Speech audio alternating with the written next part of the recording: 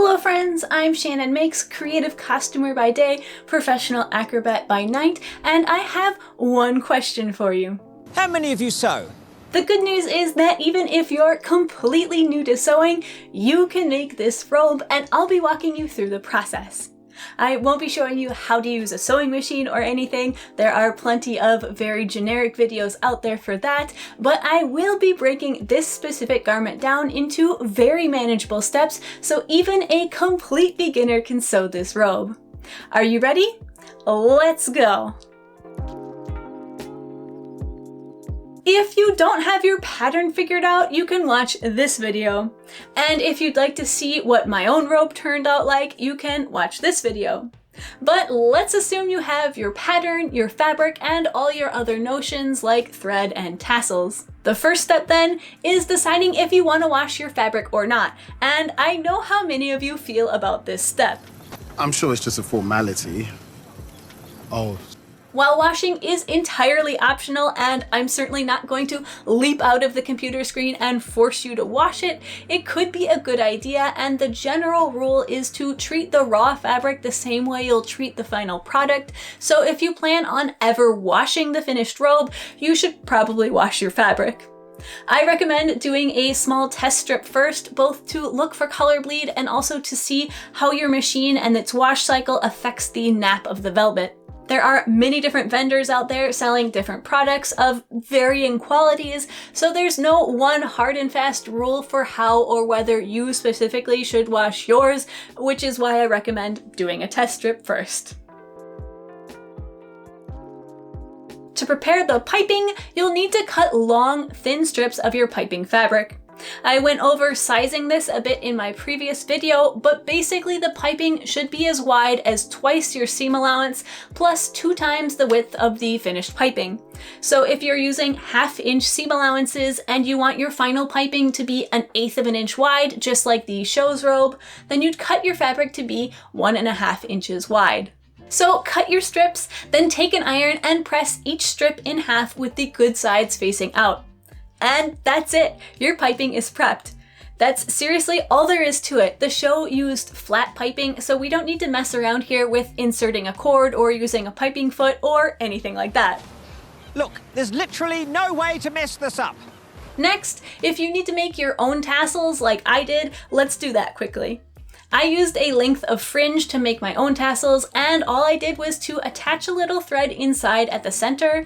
I glued it in place, and then I rolled the tassel up until it was as big as I wanted it. Then I folded the edge under and secured it with a drop of glue before running a bunch of stitches through the tassel in all directions to hold the various layers in place. Alternatively, if you want to avoid the hand sewing, you can just use more super glue in the assembly process.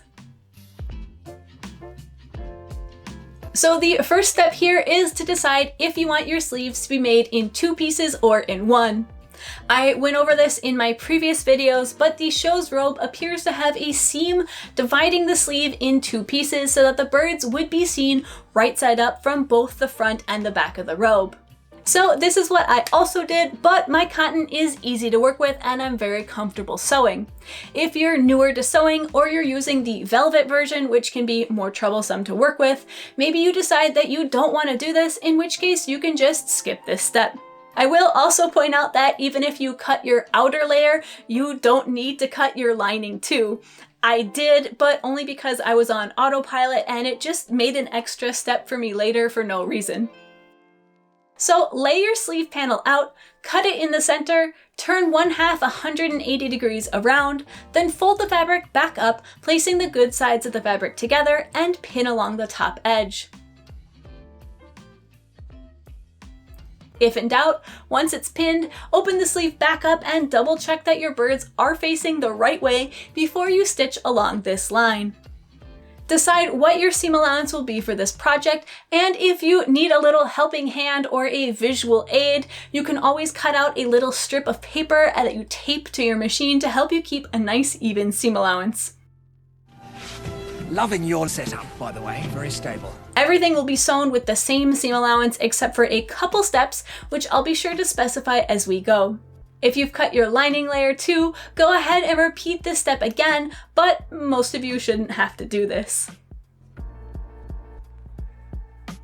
If you're working with the velvet version of this fabric, you probably shouldn't iron it unless you have a needle board, which is exactly what it sounds like. It's a board full of needles specifically made so that you can iron your velvet without crushing those little hairs that give it that fantastic texture. Alternatively, if you want to iron but you don't want to spring for a press board, you can use a very plush towel to sort of serve the same purpose, but for either method you want to use the iron to steam the seams. So don't push down on the velvet with your iron or you could still damage the pile. Just hold it lightly on or even slightly above the fabric and blast it with steam. If in doubt, try it with that scrap of fabric from your wash test. And if you have a cotton voile or another non-velvet version of this fabric, you can almost definitely iron the living daylights out of it, and if in doubt, again, just test a small section first to see which settings on your iron work best. Okay, back to the sewing. So now that you have your sleeves sewn together, we're gonna add the piping on. First, determine how big you want your sleeve opening to be. In my case, I went with about 20 inches. Measure and mark that out on your sleeve. Then take your piping and pin it down to the good side of the fabric so that the raw edges of the piping line up with the raw edge of the fabric, like so. Here's another look at it, just to be clear. Once you get to where you've marked the edge of the sleeve opening to be, put a pin in your piping at that spot to mark it, and then you'll fold in the raw edges of your piping at this point. This will trap all those raw edges inside the piping and give you a nice clean finish. And here's what it should look like once it's all pinned down. Precision now will make your life easier a bit later, so just take a few extra seconds to fold your sleeve in half at the center seam and check that your piping is equally long on both sides. If it's not, adjust it now. Then go ahead and sew your piping on with the same seam allowance that you've chosen for your project. Your sleeves are now prepped and you can set them aside for the moment. Take your collar, decide if you want it interfaced or stabilized at all, and if yes, add that in now. I used a single layer of my lining fabric as interfacing, but it was a bit of a pain in the butt and I'd recommend some iron-in interfacing instead. I've talked with others that have made the velvet version of the robe, and some have interfaced and others haven't, so ultimately it's your choice, and if you don't have any interfacing, it doesn't seem like you need to use it. Then you're gonna fold your collar in half the hot dog way with the good sides of the fabric touching each other and pin the short sides down, carefully inserting your tassels at each inner corner. I forgot to put my tassels in at this point, so you'll have to enjoy this lovely illustration of how they should go instead.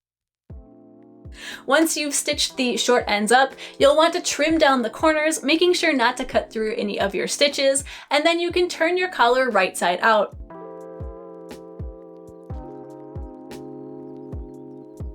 I gave my collar a good press at this point, but again, decide what's best for you and your fabric, and maybe you don't iron yours. Next, we'll add the piping on here too, and you'll use a similar technique as before. So start with one end, fold the raw edges under just like with the sleeves, then pin it down, lining all the raw edges up.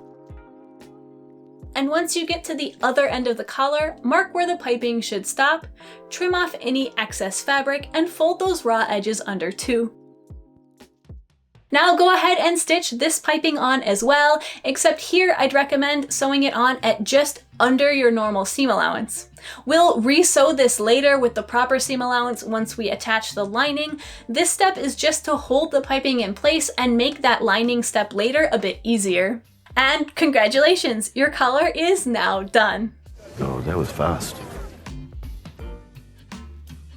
Now lay out your back panel and find the center of it, either by folding it in half or by measuring it out. Mark that with a pin. Now, as you maybe have seen from my previous video, I made this process slightly overcomplicated when I made my own robe, so let's correct for that now. From your center point, measure out 1 pleat's width in either direction. In my case, I wanted a 4-inch pleat, so I measured 4 inches from either side of the center. Mark these points with a pin too. You can draw a little line straight down from here as a visual aid if you want, but it's not strictly necessary. Then bring those two outermost points to join at the center pin. You can either pin this down just like it is and stitch along the top line here, or you can do what I believe the show's costumers did and sew the top several inches of the pleat shut like this. If you want to sew the pleat shut, you'll take the fabric, fold it on your center pin, bringing those two outer pins to meet each other. Then stitch straight down from those pins for as long as you'd like the pleat to be sewn shut. I personally would recommend between 4 and 8 inches. Once you've done that, bring it back to your table and you'll have this little bubble of fabric here. Just flatten it out, aligning that center pin with the stitch line you've just sewn. Pin the bubble down and then stitch along the top line to hold it in place. And I'd recommend sewing this also just inside your normal seam allowance so that these stitches will be invisible once you join the outer and inner layers together. Now you'll repeat this same step on your other layer. And a fun tip here is that if you sew all of these steps on your lining layer first, it'll be like a sort of practice run, and then you'll hopefully have a bit more confidence when you go to do the same step on your outer fabric, which presumably will be more visible. Lucius, write that down in the useful tips section. Now you're going to join the back to the front. Lay out your back panel on a table, right sides up, and then lay the front panel out on top of it, right sides down, because we're going to be sewing them up at the shoulders. But before you pin anything, make sure your fabric is facing the right direction. We want the birds' heads to be right sides up on both the front and the back. Once you've verified that, carefully align your panels, matching the outer corners up and leaving a gap in the middle where the center pleat is for your head. Sew these two shoulder seams up, then repeat the same process for your other layer. Optionally, you can iron these seams open. This step will be very similar to the previous step. Lay out your robe on the table, right side up, and open up the front panels so the whole garment is laying flat like so. Then lay your sleeves on top of it, matching the center of the sleeves with the shoulder seam that you just sewed. It should look something like this, with the outer edges matched up, right sides of the fabric together, and the piped edge of the sleeve towards the interior of the garment. Pin the sleeves on and double check that your center seams are lined up, and then go ahead and sew this on. And remember, you should not be sewing through any piping at this point. I should point out that you have two options here in terms of sewing up the robe. We have a very simple version, and we have a slightly more complex version that is screen accurate. The screen accurate version has the bottom of the sleeves separate from the torso of the robe, imitating a classic kimono style. However, this will require a bit more sewing and finagling with the fabric, so if you're not sure that your skills are up to it, you can also just sew the entire sleeve onto the body and it will simplify the process. I will be demonstrating the screen accurate version, but providing steps and illustrations for the simpler version. If you're doing the screen accurate version, then only pin up the portion of your sleeve that you want attached to the body of the robe. I did about 22 inches. Otherwise, for the simpler version, pin up the entire length of your sleeve. Stitch this down, remove your pins, optionally press, and then repeat the process with the other layer.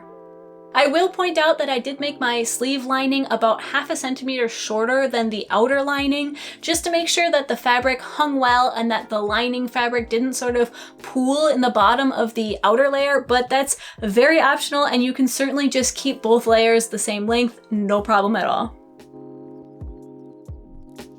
So this is probably the trickiest part of the whole robe, and it's pinning the collar on, but at least this step only needs to happen with one layer of fabric. Once is fine.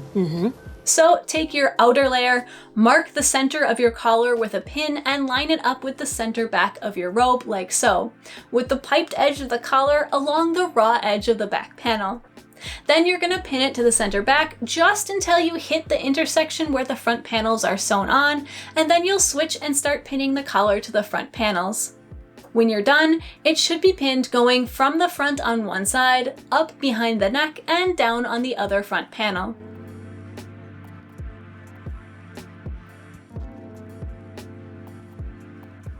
It gets a little tricky just at this corner here where you switch from the back to the front panel, but just use a lot of pins to keep everything nice and flat and go slowly both as you pin and as you stitch. This is far too fast, this is far too fast, this is far too fast, this is far too fast. With the collar attached, we can sew up the sides of our robe. So I recommend finding a large surface to lay the whole garment out on, and then you'll fold the robe in half along the shoulder seams with the right sides together, and it should look something like this. And now you'll pin up the sides from the bottom edge, up and around the hinged sleeve, the bottom of the sleeve, all the way to the opening where the sleeve piping starts. And in case my fuzzy finger didn't cut it for you, here's a clearer illustration. And if you're not doing the kimono style sleeve but prefer the simpler version, then your version should look something like this, with stitching from the sleeve opening, under the sleeve, and then straight down to the bottom of the robe. This step happens on both layers, so get all your pins out. Sew, press, and repeat.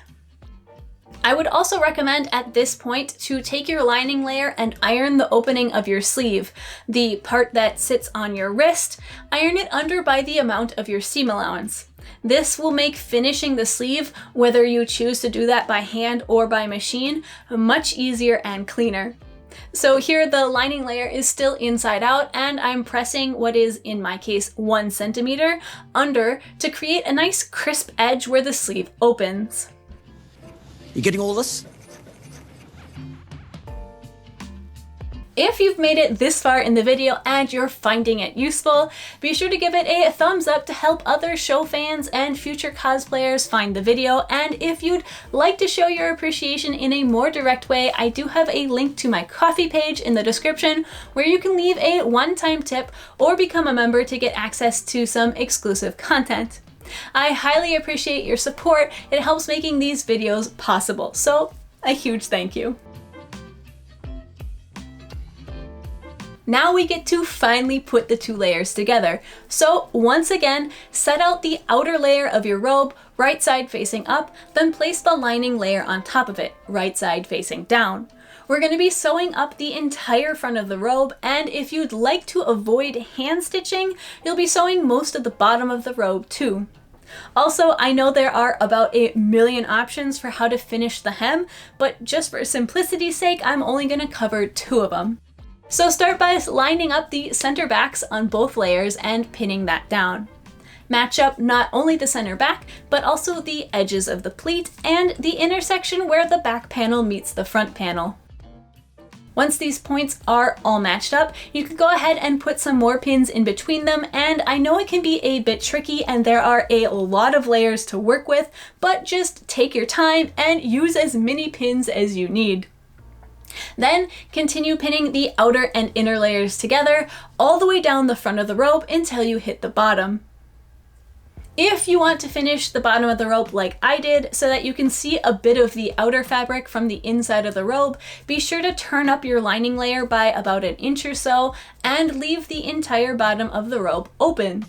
And conversely, if you want to eliminate as much hand sewing as possible, go ahead and continue pinning all along the bottom edge of the robe, making sure to leave a small opening. Well, I mean, not too small, I'd say at least 8 inches or so, because you're gonna need to turn the entire robe inside out through that space, so if it's too small, it just won't fit.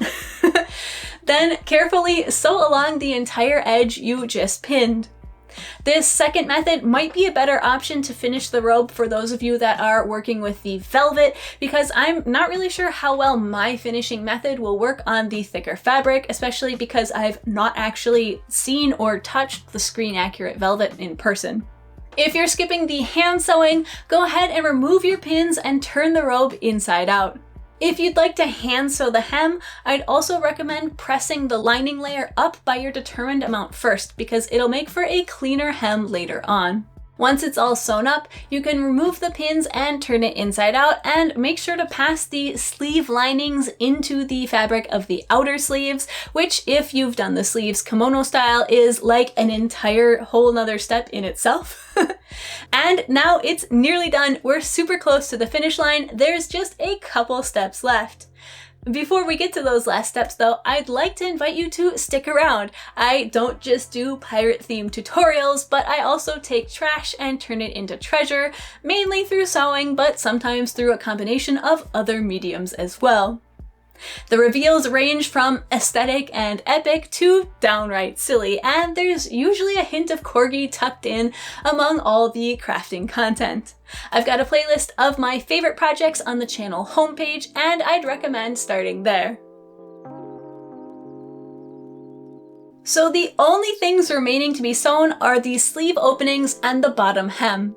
Now, I've tried to eliminate as much hand sewing as possible from the interior of the garment, but I do like to finish my outer edges by hand when possible. But if you absolutely hate hand sewing, it is certainly possible to do the entire thing by machine.